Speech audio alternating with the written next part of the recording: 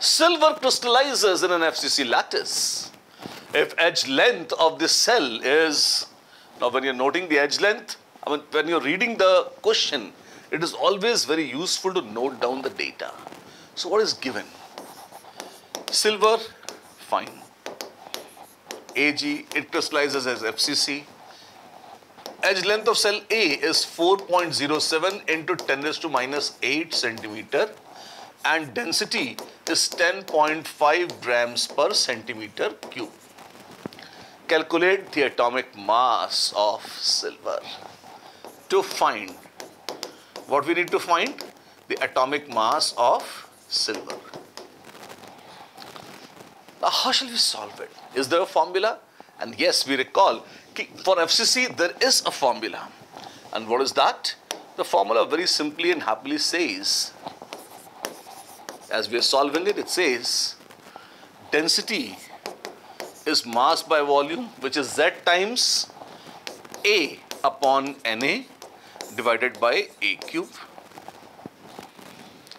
A is atomic mass, Na is Avogadro's number, Z is number of atoms per unit cell, and A is nothing but edge length of the unit cell, which is cubic, of course. What do we need to do? Just substitute. Density is 10.5 grams per centimeter cube. You must substitute with units, and this would be equal to Z. For FCC, Z is equal to 4. Because there are 4 atoms within a unit cell, so I'll write 4. Into atomic mass of silver, we have to discover. Avogadro's number is 6.023 into 10 raised to 23 per mole. These are the units of Avogadro's number. A, what is edge length? Edge length is, let's see. It is something like something centimeter. So 4.07 into 10 raised to minus 8 cube is 10 raised to minus 24 centimeter cube. Oh my God, this is most extraordinary. Let us solve this. Centimeter cubes cancels out beautifully, and anything else? No. Rest all we have to solve. Therefore, A is equal to, I have 10.5, lovely, multiplied by 6.023. Now 10 raised to 23 and 10 raised to minus 24 on multiplication will give you 10 raised to minus 1 into 4.07 to the power 3 divided by 4. I would not say this is a very pleasant predicament calculating all this, but I am sure we can live. How do we solve this? Finding cube of 4.07 may be a little unpleasant. Let's do that. If you want, I can give you the answer, of course. The answer is already there with me. On solving, you will get molar mass as 107.09 grams per mole. Why? See, units, this is grams, this is per mole, so grams per mole. You get very neat and clean units like this. Question as such is over. If you want to do the mathematical calculations and if you want my inputs there, how do we calculate mathematically? Well, let me help you out. See, this is 10.5, 6.023. In fact, I could just absorb this and this. This is nothing but 1.05. Even better.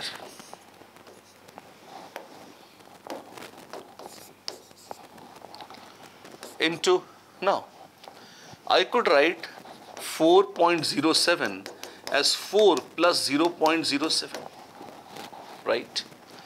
So this cube is this cube, which is, let me take out 4. This is 4 cube, 1 plus 0.07 upon 4, the whole cube, right? Now 1 plus x to the power n is approximately 1 plus nx if x is much less than 1. This is a result from sequence and series in mathematics. This is approximately equal to, not z. It is like this, right? I'll use that. This is 1 plus x, and x is very small. So I could say that this is approximately 4 cube into 1 plus 3 into 0.07 upon 4. Now 3 7s are 21, so 0.21 upon 4. Now 0.21 upon 4, that is 0.0525. Oh, horrifying. So 1.0525. So this is 4 cube into 1.0525 by 4. Not exactly very ugly. If you just see 1.05, 1.0525, these are close to 1 only, but a little more than 1 of course. And then this 4 cube, that makes it 4 square. And 4 square is nothing but 16, and 16 6 are 96. At least I know this. So this is around 96 point. This is 1.05. Approximately it is 1.05 square. If I just leave this 25, it is 1.05 square into well 16 6 are 96. 0.023. Well 16 is 48, 32. 36, 37, around this much. You might need to solve this. 1.05 square would be around 1.1. So 1.1 into 96.37. You solve this. 11 7s are 77, 11 3s are 33, 40, 11 6s are 66, 70, 99, 1 and 106. After so many approximations, I get around 106.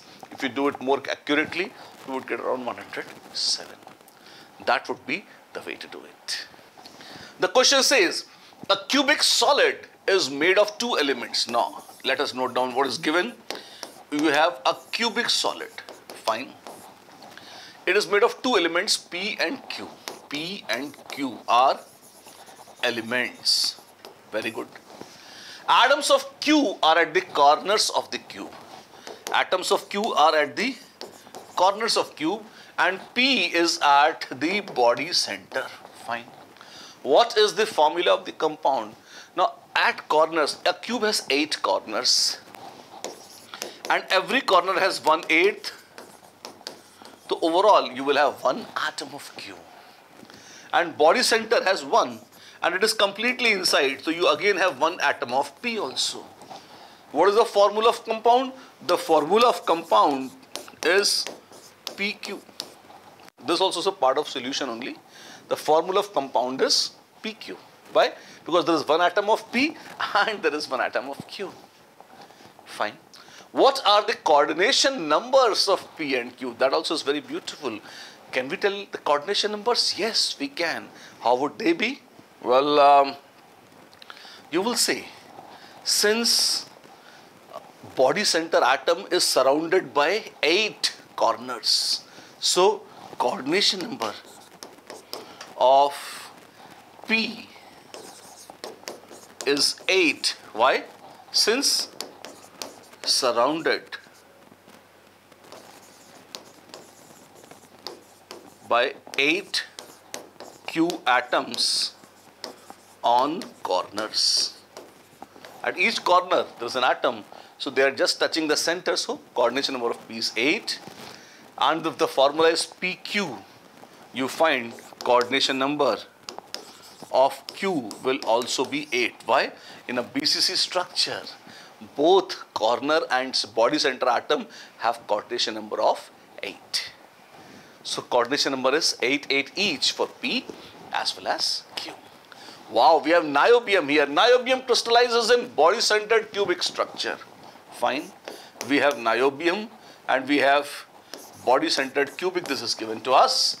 If density is 8.55 grams per centimeter cube, calculate the atomic radius of niobium using atomic mass of 93 AMU.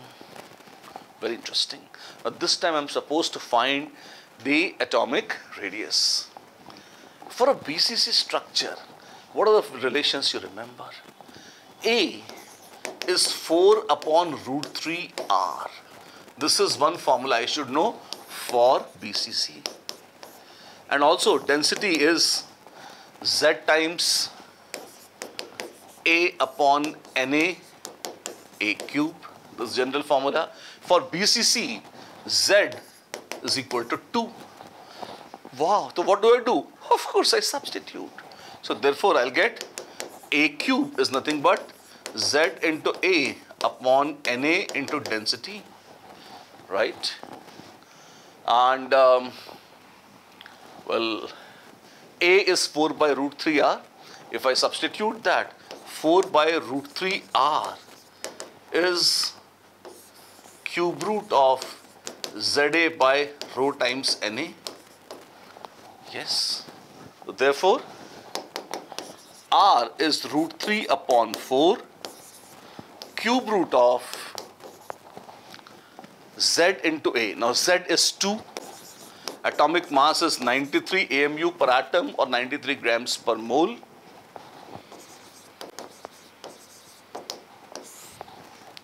Density is 8.55 grams per centimeter cube.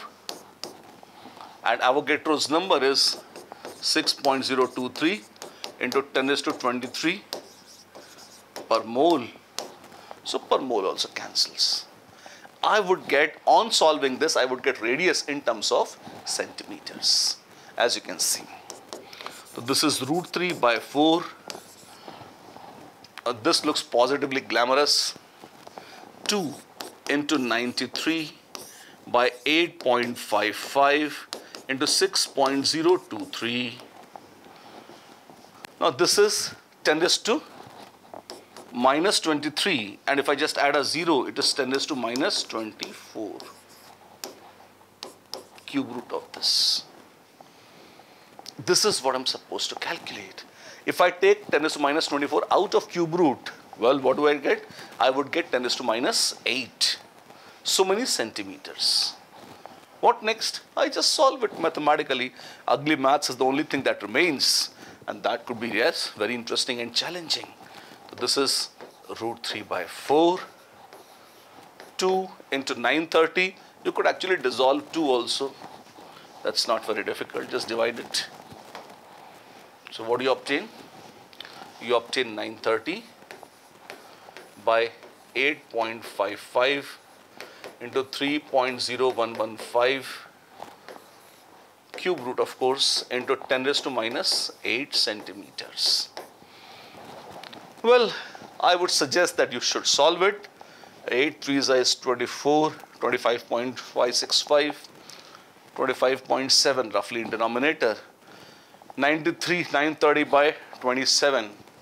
We could calculate a rough number, but once you take the pains, do all this calculation, finally you would get the radius as 143 picometers, yeah, 1.43 into 10 raised to minus 8 centimeters.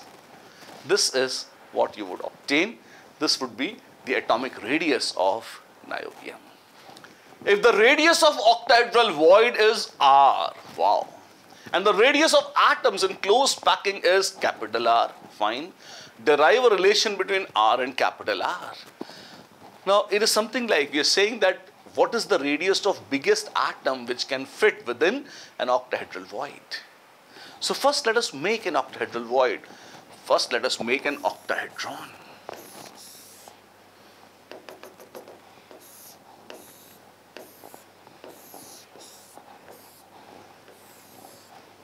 This, dears, is an octahedron. Yes, it is an octahedron.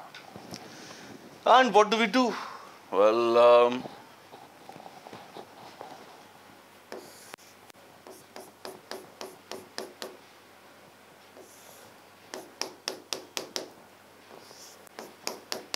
it's something like when you draw atoms at the corners. Well, you could take your own happy time, sweet time, and do all that. You're welcome to.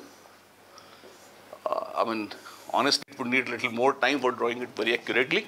But once we do that, whatever is obtained in middle, see, this octahedron is formed because there are atoms here. I'm deliberating drawing them very small, but actually they would be much huger. How huge would they be? They would be so huge that they touch each other. Where do they touch? They touch here. They touch here. Like this. All midpoints they would have to touch. Okay.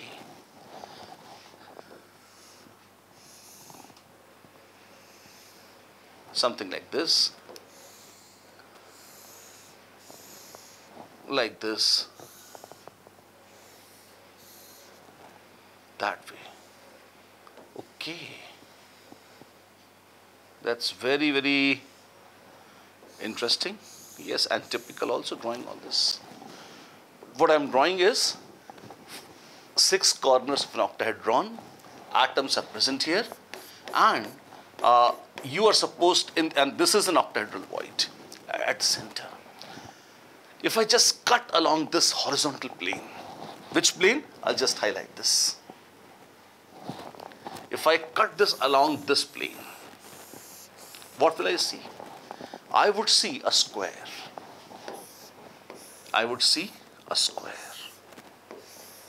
Why? Because it is an octahedron. This has to be a square. And 4 atoms at the corners, and all are touching each other. And radius of atoms is capital R. So the entire edge is 2 capital R. Okay. And radius of octahedral void, how would I count that? This, if I fit in a sphere, then this would be the radius of octahedral void. How sweet. So R, and then I have R,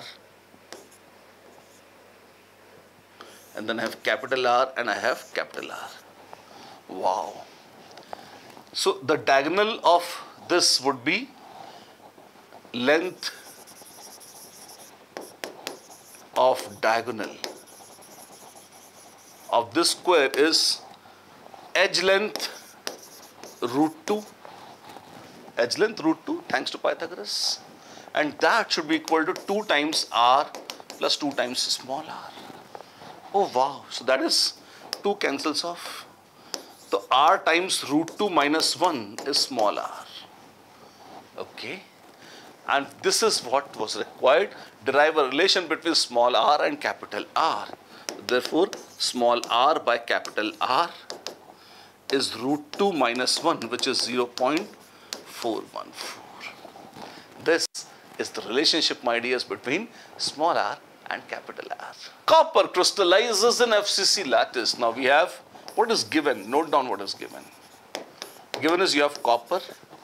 Okay, fine. You have FCC lattice with edge length A of 3.61 into 10 raised to minus 8 centimeter. Lovely.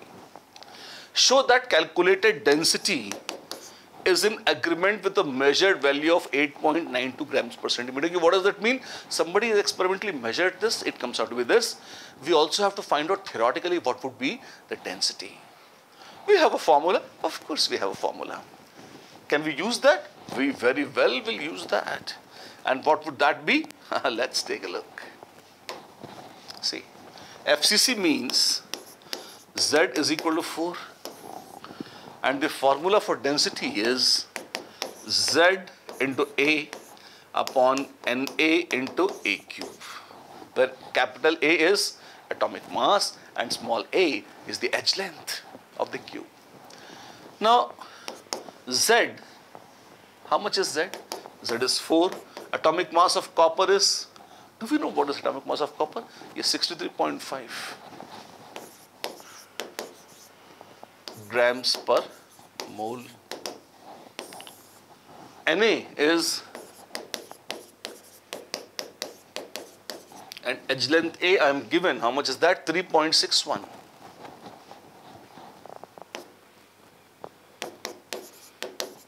Into 10 raised to minus 8 the whole cube. Fascinating it is. How much is this? Well, divide, multiply, have fun. We have 4 into 63.5, 6.023 into 3.61 to the power 3. Okay. And into 10 raised to minus 1. Why? This would be 10 minus 24. This is 10 plus 23. 23 minus 24 is minus 1. So this is what I get. Now 3.61 is actually, just doing rough work, is square of 1.9. So 3.61 cube is 1.9 to the power 6. I'm trying to calculate this, so this is actually 2 minus 0.1 to the power 6.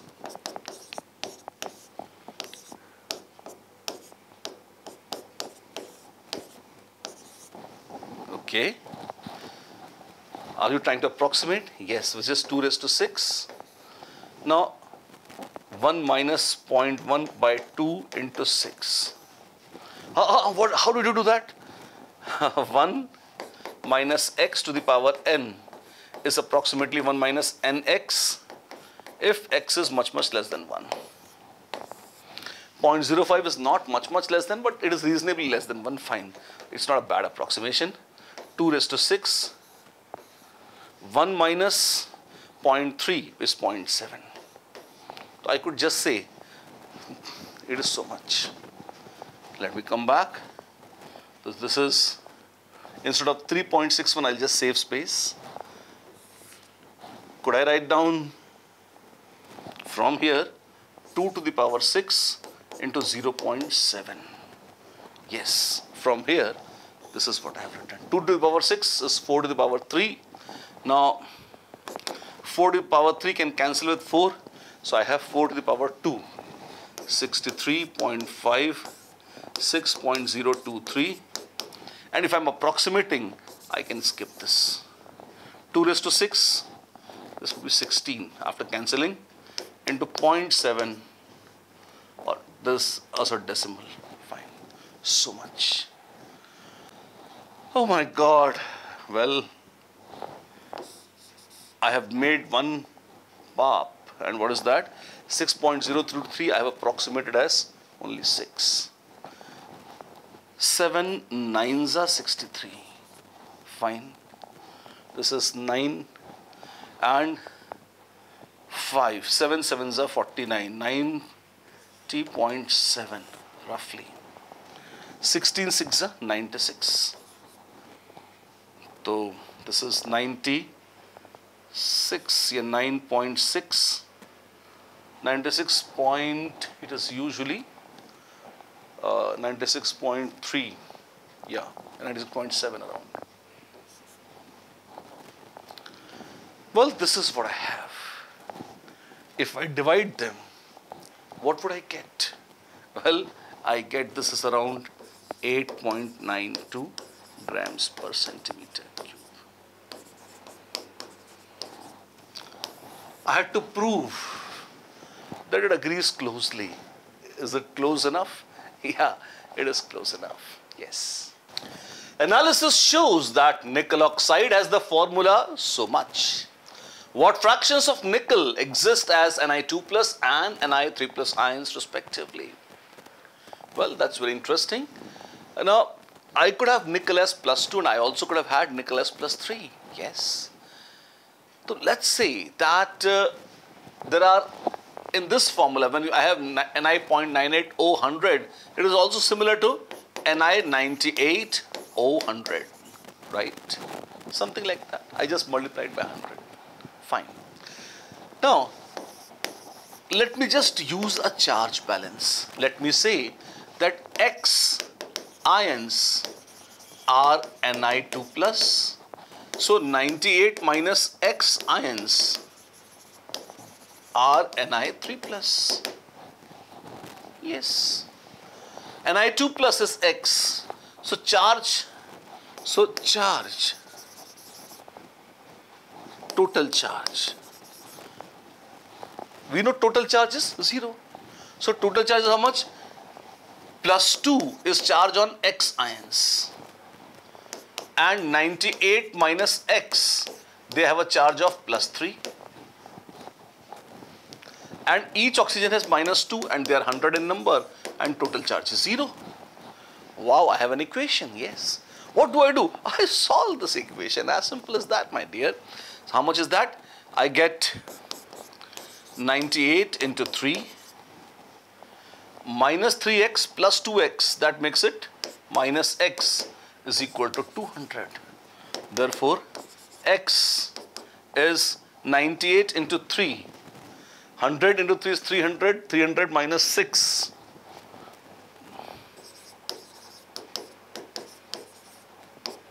That is 94. Oh wow. What does that say? What fractions of nickel exist as plus 2 and plus 3? Out of 98 ions, 94 exist as plus 2 and 4 exist as plus 3. So, fraction of nickel as plus 2 equals 94 by 98 and as plus 3 is 4 upon 98. We can calculate that, yes, and get what it looks like. That's around 0.96 and that's around 0.04. These are the fractions. What is a semiconductor? Describe the two main types of semiconductors and contrast their conduction mechanisms. Now, this is a very fundamental question and a very important one. What exactly is a semiconductor? We know what are conductors. Conductors are the ones which conduct electricity, right? And what are insulators? Insulators are the ones which do not conduct electricity.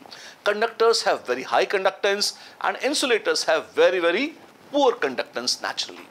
If we are talking about semiconductors, semiconductors are the substances which have conductivity not as high as conductors, but again not as poor as insulators. They are somewhere in between. Okay. So, the conductors, whose conductance lies between those of metals or good conductors and insulators, they are termed as semiconductors, right? Is there a quantification? Can we have numbers associated? Yes. You can say that if their conductivity lies between the range of 10 is to minus 6 to 10 is to 4, there is a difference in order of 10 is to 10, which is pretty substantial. But if this is the range in which their conductivity lies, then this range is called, this is the range of conductance, and then they would be called as semiconductors. Fine. Typically, if you have insulators and if you heat them, they will just be insulators. They would not start conducting electricity. If you have good conductors like copper wire, silver wire, aluminum wire, if you raise the temperature, their conductivity decreases, resistance increases.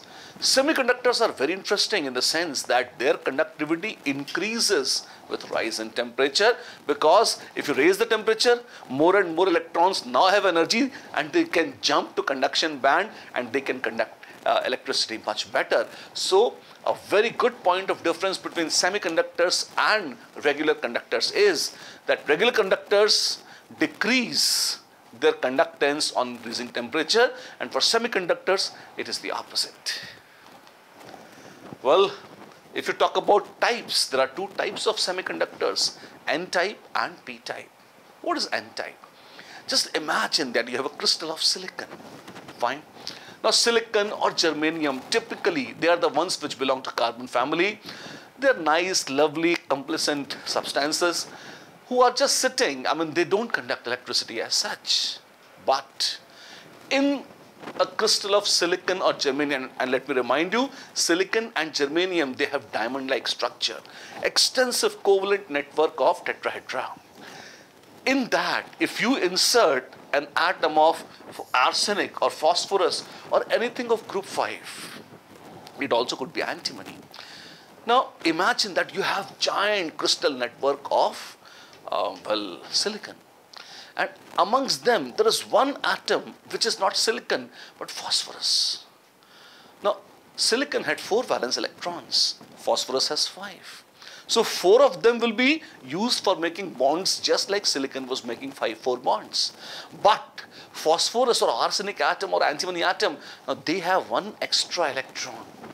And 4 out of 5, they are used in forming covalent bonds. And the 5th electron, since it is useless, And please note, phosphorus or arsenic atoms also want to hide and they want to camouflage. They just want to behave as if they are silicon, because everywhere it is silicon, silicon, silicon, silicon, silicon, silicon. But they also want to behave as if they are silicon. So they just say, you electron, you go away. So they just push away that electron extra so that they can blend in, and they can blend in and they can just stay happily in that crystal. These electrons start drifting within the crystal. And these are the ones which give rise to conductance. And since these are very few electrons, it does not become a good conductor, it becomes a semiconductor. Pure silicon or pure germanium is an insulator. And silicon or germanium which have been doped with means which have very small quantities of phosphorus or arsenic or antimony, such group 5 elements sitting with them, mixed with them at certain locations, they would be termed as N types. N is negative. N comes from negative because you have an extra electron. So they are N type semiconductors. They are electron rich. And because these extra electrons are drifting from one place to the other, you get conductance. This is one mechanism or method of conductance by a semiconductor. Is there another type? Yes. Same crystal of silicon or germanium. Now, instead of group 15, try mixing an impurity of group 13. Try adding a little tiny bit of boron. And this is in ppm quantity, not very high. Say you have boron or aluminium for that matter. Oh my God, what would happen?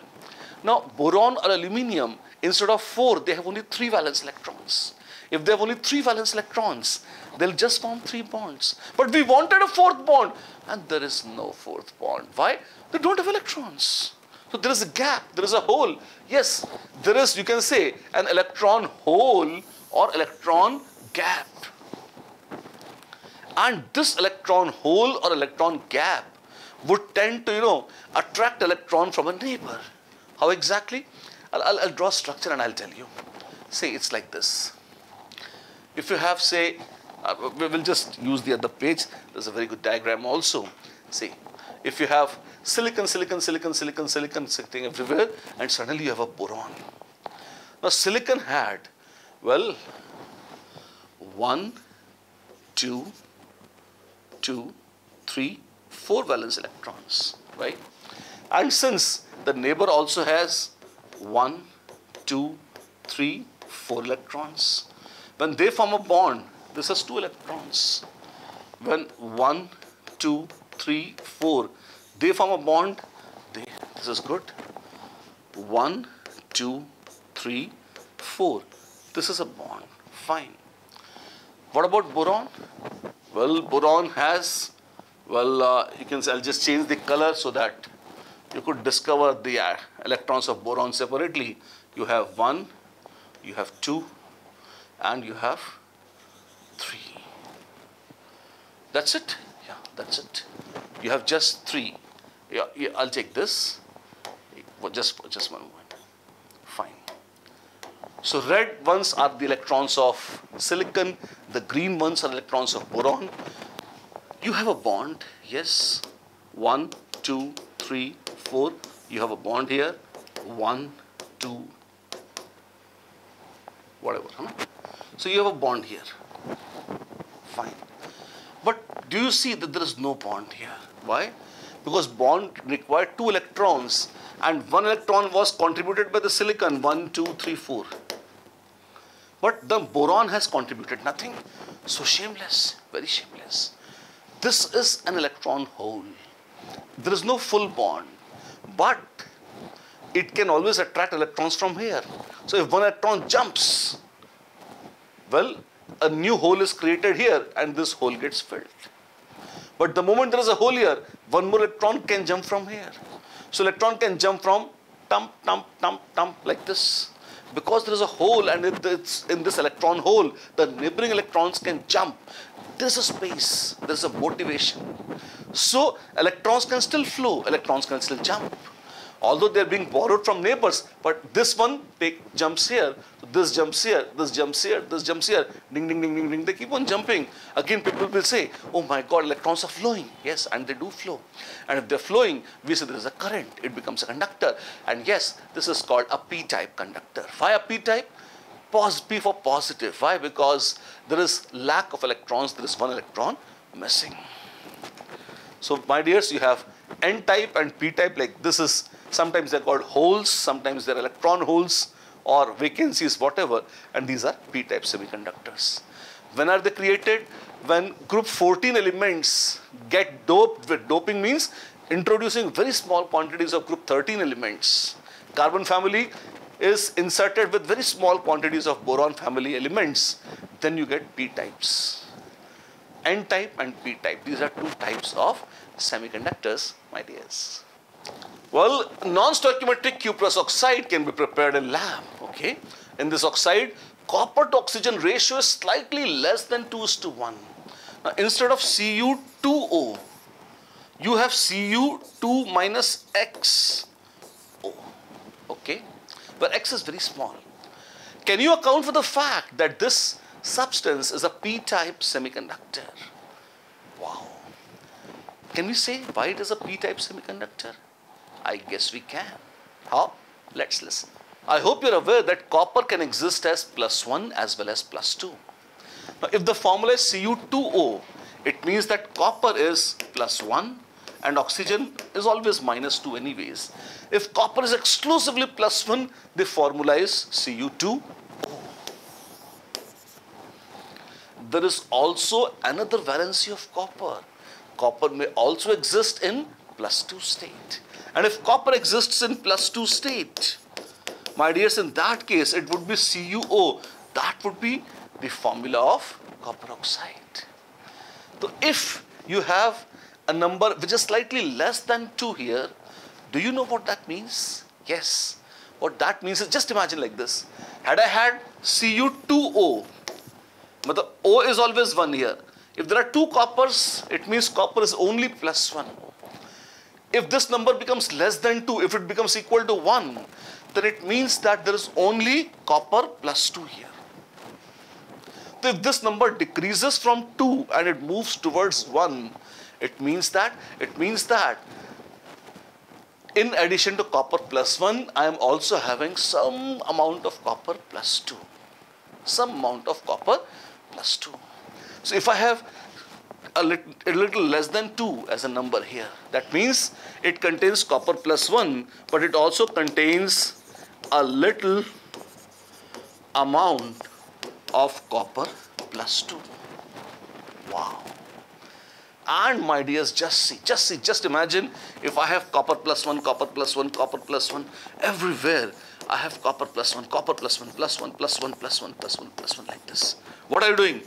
I'm just telling you, just imagine the crystal lattice of Cu2O. I have copper, I have oxide, I have copper, I have oxide, I have copper, whatever. I have some such stupidity going on. Fine, whatever. And suddenly, I discover that instead of +1, there is a mole. I mean, not in the sense of mole concept, but there is an anomaly, what I mean to say. I have +2 here. Oh my God. Now what? If I have +2, do you see, if copper +1 loses an electron, it can form +2. And if copper +2 gains an electron, it can form copper +1. Yes? What do you mean? I mean to say that what is going to happen, my dears, is this, that as an electron jumps from copper +2, from +1 to +2, suddenly you discover whatever was +1 now changes to +2, and whatever was +2 now changes to +1. So before the jump, there was one Cu2 plus and one Cu plus. Even after the jump, there will be one Cu plus and one Cu2 plus, but their positions are exchanged. So it would move as if a charge has traveled. An electron has jumped in this side, so it's something like positive charge has traveled in this direction. One more electron can again jump. Again, one more can again jump. More can again jump. So electrons will jump in one direction. Yes. And they seem to be traveling towards an area of electron deficiency. Yes. It's something like we had holes. Yes. So we can account for the fact that this substance is a p-type semiconductor because presence of copper plus 2 cations function as, or it serves as holes which attract the electrons from copper plus 1, and as these electrons from copper plus 1 jump in the direction of copper plus 2, it creates a very weak current of semiconductor or a p-type semiconductor. Ferric oxide crystallizes in a hexagonal packed array, fine, of oxide ions, okay, with 2 out of every 3 octahedral holes occupied by ferric ions. Now, in HCP array of oxide, number of oxide ions in a unit cell.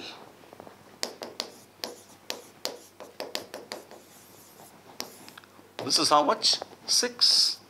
Within that HCP unit cell, complete beautiful hexagonal prism, you have 6 oxide ions. And for every lattice point, there are equal number of octahedral voids and double the number of tetrahedral voids. So number of octahedral voids is also 6. And 2/3 of octahedral voids. So number of OVs occupied is 2/3 of 6, which is 4, and occupied by Fe ions. So it is Fe4O6 or Fe2O3. So the formula of ferric oxide is Fe2O3. That's how we get that. Classify each of the following as being either a p-type or an n-type semiconductor. What is a p-type and what is exactly an n-type semiconductor? Let's see. Germanium is doped with indium and silicon is doped with boron. Well, let's take a look. Germanium is doped with indium. How do we do that? Germanium being doped with indium. See, germanium is group 14 and indium is group 13. So this is p-type. Whenever you have group 13, it is p-type.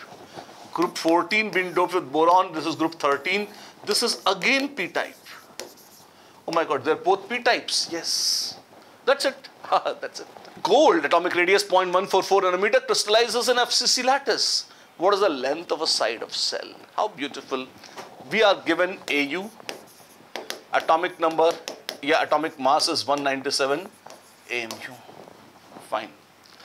Radius is 0.144 nanometer. Oh my God, kill me. FCC implies Z is equal to 4. And density, am I given? No. What is it? That's not even needed. Length of a side. How do I find edge length? What is the relation? A is 2√2R for FCC. Is that so? Yes. I'm supposed to find A. How much would that be? 2√2R, which is 2 into √2 into 0.144 nanometer. That's it. That's it, my dear. I'm just supposed to calculate. Just do that and it would give you 0.4073 nanometers. Is that the answer? Yes, that's the answer. In terms of band theory, what is the difference between a conductor and an insulator? See, what is the band theory? Band theory says that when many atoms, not just 2, 3, 5, when you have a block of metal, when you have billions and trillions and quadrillions into quadrillions of atoms stacked in together, their energy levels combine. And when their energy levels combine, there are not 2, 3, 5, there are billions into billions into billions of energy levels, and they combine to give you what is called as energy bands. So what is an energy band? A band is a collection of millions into millions into millions of various energy levels of individual atoms. And these energy levels have such small energy gap that you can consider them practically continuous. That means that you can say that if many energy levels are stacked just one after the other, one after the other, one after the other, then you could say that since the difference between them is very small, electrons from one can easily go to the second, third, fourth, fifth. They can move easily within the complete volume. So instead of calling them energy levels, we say there is an energy band. Fine. You find that highest occupied MOs combine to give you a valence band.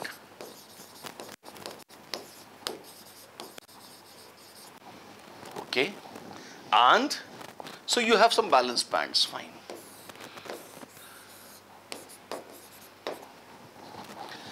And then you have lowest unoccupied MOs, orbitals outside which were empty, and they also combine to give you what is called as a conduction band. Okay? And if these bands overlap, if there is no energy gap, electrons can pass very easily from valence band to conduction band. They are delocalized. And if they are delocalized, we say that they conduct electricity. When you have an energy gap of 3 to 7 electron volts, even more, much worse, but usually it is 3 to 7, then you say they are insulators. Which means that, see, the electrons within atoms are in what is called as valence band. If they move to conduction band, they would be able to jump around here and there in the solid lattice or crystal. But since the energy gap is too large, they are not able to jump. That means they are just, moving around here. They can't go anywhere else. So they stay within the atoms. They are not able to delocalize themselves in the crystal lattice. And that is why that solid does not conduct electricity. And we say that that becomes an insulator. Examples of insulator: diamond is a very good example of an insulator, and graphite is a very good example of a good conductor. All metals are good conductors: silver, gold, copper, they belong to this category, and insulators like diamond belong to the second category. Similarly, what is the difference between a conductor and a semiconductor? The first and the foremost and the most important difference is the band gap. Band gap, or the energy gap between the bands. Let me again draw that for you. For a conductor, this is a conduction band. This is conduction band, right? And then there is a valence band, and there is,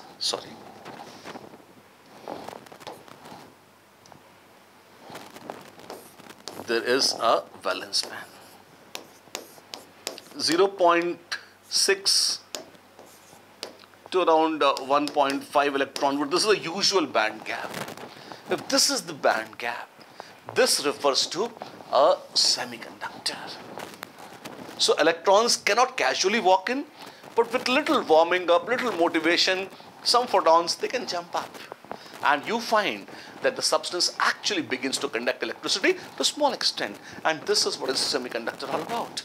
Insulators have no band, conductors have no band gap, so they can freely conduct. That is no problem at all. That is the major difference between a conductor and a semiconductor. Explain the following terms with suitable examples. You have Schottky defects. Oh my God, what is a Schottky defect? You fire a shot and the atom move around. It leaves its place. If cations and anions are both missing, you have a missing cation and you have a missing anion. If a cation and anion are both missing from the regular lattice location, it is a defect, and that is called a Schottky defect. Missing of a pair of cation and anion so that they satisfy the charge balance, that is the so-called Schottky defect. Frankel defect. If a cation or an anion, it is usually a cation. If a cation or an anion gets displaced from its original location, right, and what happens?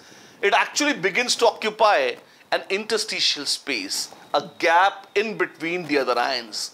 From its location, it gets slightly pushed to the other side. That, my dear, is called Frankel defect. Please note, in Frenkel effect, density of a substance is not changed. But in Schottky effect, the density of a substance reduces. Why? Because ions are actually missing from their location. Volume is the same, but the mass becomes less, so density slightly decreases. Interstitial defects. If extra atoms are present in the interstitial space. What is interstitial space? The space in between the spheres, or the space in between metal atoms or the crystal atoms. That is interstitial space. If extra atoms are present there, this is called interstitial defect. Like steel. What is steel, or what is pig iron or cast iron? You have a crystal structure made up of iron atoms. And if extra carbon atoms are present in interstitial space, you get pig iron. That contains an interstitial defect? Yes, that contains an interstitial defect. Indeed. And we also have color centers or F centers. What are they?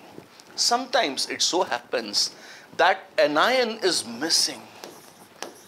An ion goes missing from its location.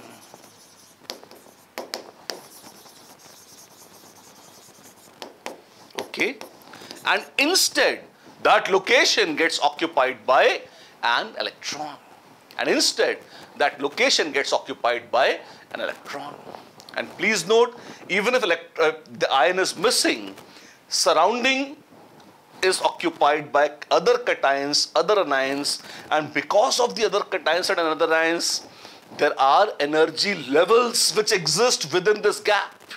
There are energy levels which exist in the interstitial space, and these energy gaps, if an electron is present, it can jump within these energy gaps.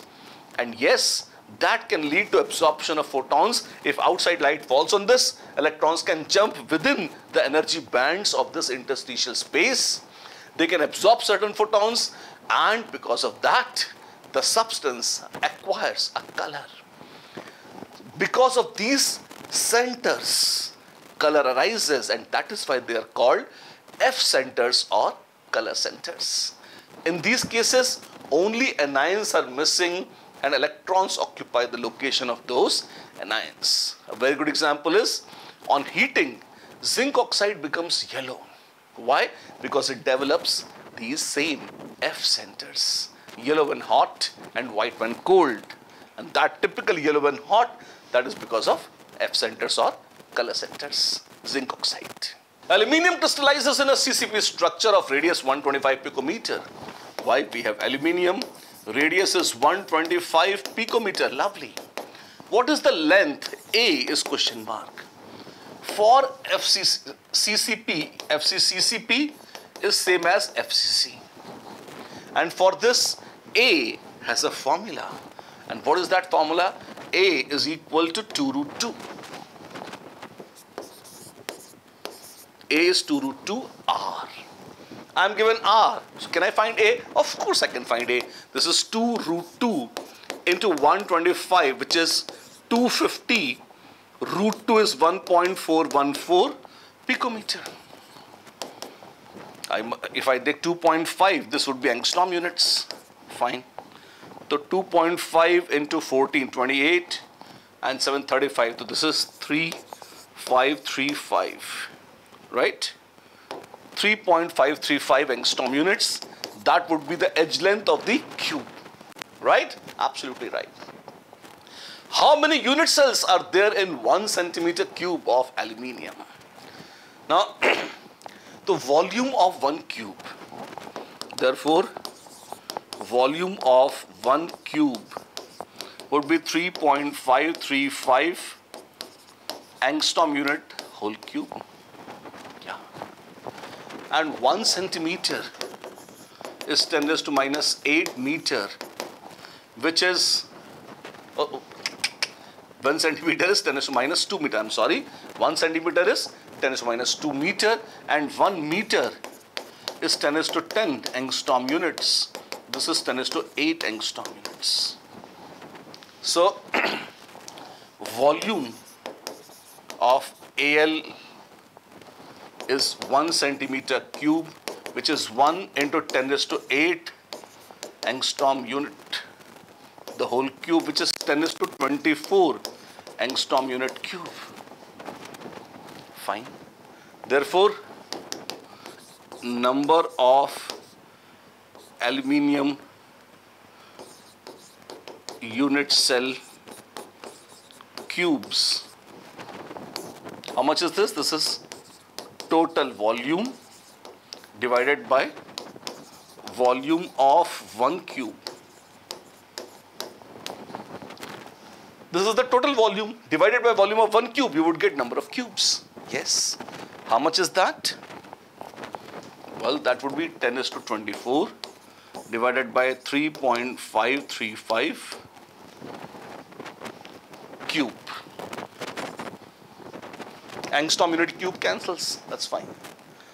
Now, this is one lovely calculation. You do that and you would find number of cube comes out to be so many, 2.27 into 10 raised to 22. Sometimes the students say, oh sir, tell us a trick of calculation. Well, I can tell you a trick of approximate calculation. How? Let me just do that for you. 10 raised to 24 upon 3.535, right? The whole cube. Now I could say that had it been 3.3333 cube, it is not the same, but this is a little easy. Why? Because this is 10 by 3 the whole cube, right? If I say this is approximately 10 raised to 24 upon 3.33333333 cube. Actually, this denominator is less, right? So, I have actually increased the number. It should be this, right? Now, this is 10 raised to 24 upon 10 by 3, the whole cube, which is 3 cube into 10 raised to 21. 3 cube is 27 into 10 raised to 21, which is 2.7 into 10 raised to 22. So my answer would be a little less as compared to 2.7, but it will be close to 2.7 into 10 raised to 22. The correct answer accurately is 2.27 into 10 raised to 22, which is of course less than 2.7, no doubt. If NaCl is doped with 10 to minus 3 mole percent of SrCl2, what is the concentration of cation vacancies? Oh wow. Now please understand that 10 to minus 3 mole percent means if I take 100 moles NaCl, right, then out of this I would have 10 to minus 3 moles of SrCl2 and 1 minus 10 to minus 3 moles of NaCl. This is what I will have. This is the meaning of 10 to minus 3 mole percent of SrCl2 is there. Fine. Now, how many cations are there? I would find 10 to minus 3 moles of SrCl2 means strontium ions. Yes. And 1 minus 10 to minus 3 moles of Na plus ions. If I add them, I will get this plus this, which is exactly 1 mole of cations. And the cations include Na plus ions as well as strontium ions. Right? Fine. What about anions? SrCl2 means I have 2 into 10 raised to minus 3 moles of Cl minus ions with SrCl2. And I have 1 minus 10 to minus 3 moles of Cl minus ions with NaCl. So total I have 1 plus 10 to minus 3 moles of Cl minus ions. Sorry. Now, if I'm assuming an NaCl structure or a rock salt structure, because largely it is NaCl only, so I could say that, my dear, just take a look. If I have 1 plus 10 to minus 3 moles of Cl minus sites, I am also expected to have 1 plus 10 to the minus 3 moles of cation sites, out of which 1 mole of cation sites are occupied. That means 10 to the minus 3 moles of cation sites are vacant. That means so many cation sites are vacant, right? So what is the concentration of cation vacancies? Can I say that? That's not very difficult. I just have to use the space here itself. What would be the concentration? I would say concentration means number of cation vacancies by total number of cation sites into 100. That is the percentage or the concentration of cation vacancies, and that would be 10 to the minus 3 divided by 1 plus 10 to the minus 3 into 100, which is 0.1%, which is 0.1%. So fraction wise it is 10 to the minus 3, or percentage wise 0.1% sites of cations have been left vacant. This is what we can say by simply using this data. Explain with suitable examples ferromagnetism. What is ferromagnetism? I'll just tell you a few points. If a substance is strongly attracted by a magnetic field, it is called ferromagnetic. Okay. If it can show permanent magnetism, then it is also called ferromagnetic. So this is the definition, the first point.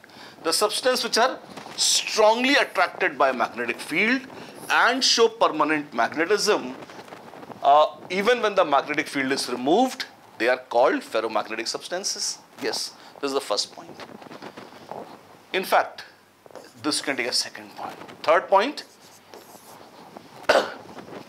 when there is spontaneous alignment of magnetic moments of domains, each solid has certain small portions, some collection of atoms which are called domains. And these domains happen to have, see, when each atom functions as a very small magnet, a collection of such atoms, maybe say 1 million atoms combined together, and you get a domain, and they are such that all those atoms have magnetic fields only in one direction. So this is the direction of magnetic field of a single domain. And if all these domains actually get aligned in one direction, my God, all their magnetic power adds up and I get a ferromagnetic substance. Yes. Do we have an example? Yes, we have examples. Iron, cobalt, nickel, gadolinium, CrO2. These are substances which can be used for making permanent magnets. Wow. So there are 4 points. 2 marks question. Ferromagnetism, you can write a note like this, and you could draw also. These are the direction of domains. What about paramagnetism?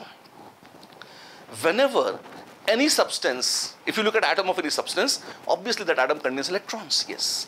And each electron is moving. And moving electron means current. Moving charge is current, please note. And each current is associated with a magnetic field. Wow. So there is magnetic field which is generated within an atom because of movement of electrons? Yes. And since electrons are spinning in the opposite direction, these magnetic fields can cancel if there is a pairing of electrons. So if there is pairing of electrons, their magnetic fields are in opposite directions and they cancel out. But if the atom contains an electron which is unpaired, that means it has a net magnetic field which is not cancelled. That means every atom functions like a very, very small, tiny magnet. Right. Such substances in which the fundamental units like atoms or molecules have unpaired electrons, these atoms or molecules begin to function as very tiny magnets, and such substances are said to be paramagnetic. Such substances are said to be paramagnetic. Wow. These are attracted in a magnetic field? Yes, these are attracted in a magnetic field. And if these substances are placed in an external or a strong magnetic field, the atoms which are functioning as magnets themselves all of them get aligned in one direction in that magnetic field. So that is the idea of paramagnetism.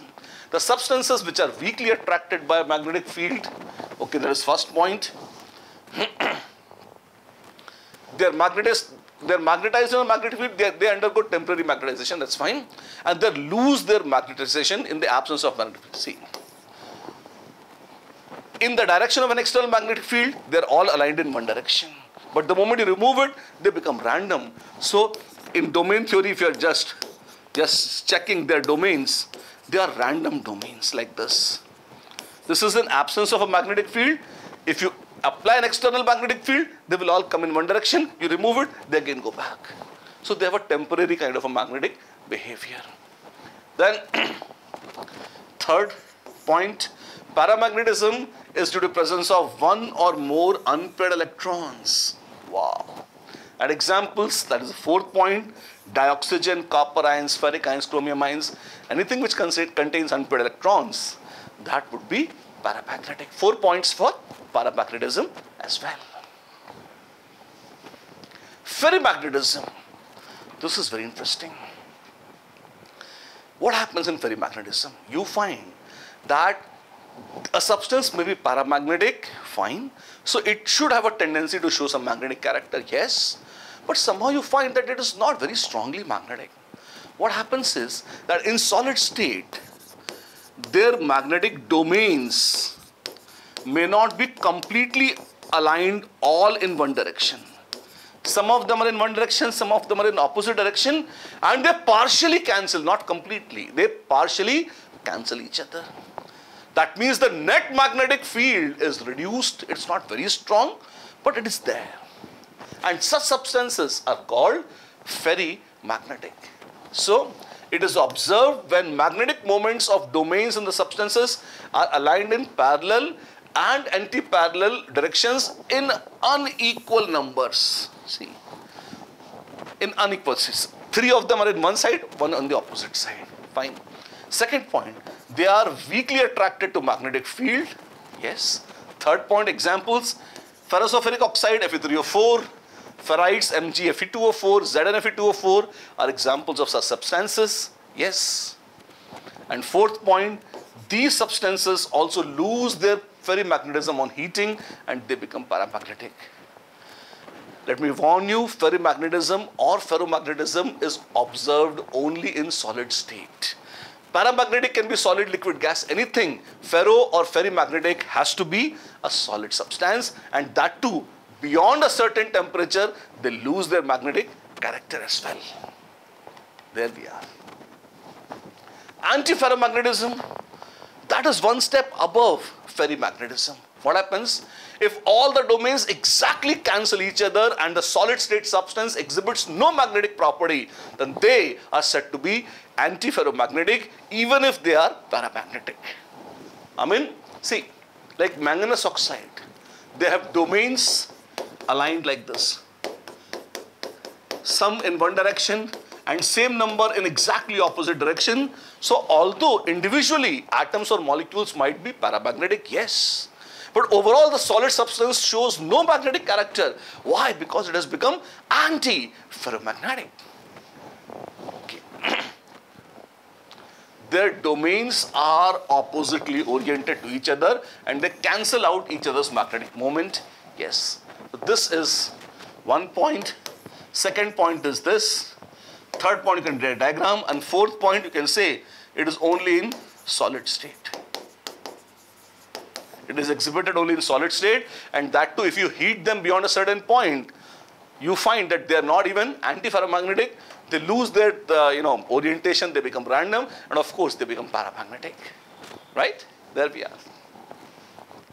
Lastly, 12, 16 and 13, 15 group compounds. What are they? 12, 16, one at like, it could be something like ZnS, oh my god, or CdTe, zinc sulfide, cadmium telluride, mercury selenide. Lovely. One of the atom belongs to group 12, zinc, cadmium, mercury, and the other atom belongs to group 16, oxygen, sulfur, selenium, tellurium. And these are said to be 12, 16 compounds and they can function as semiconductors. You also have 13, 15 compounds like, BAS. What is BAS? Boron arsenide or ALAS, aluminium arsenide, or it could be GAP, gallium phosphide, or I mean, just such stupidities. What I mean is, you have these as group 13 elements and you have these as group 15 elements. If they combine together, they would give you very funny compounds, and each of them functions as a semiconductor. That is their special property. So yes, this is all about the NCERT discussion of solid state. I'm sure you have benefited from it, you've enjoyed this, and if you have liked this and if you would love to explore more, download Vyas app. Talk to us. We are there to resolve your doubts because this is what we are supposed to do as teachers. And not just that, you can also check out our courses for IIT JEE, NEET and board exams on Vyas app. Welcome to Vyas.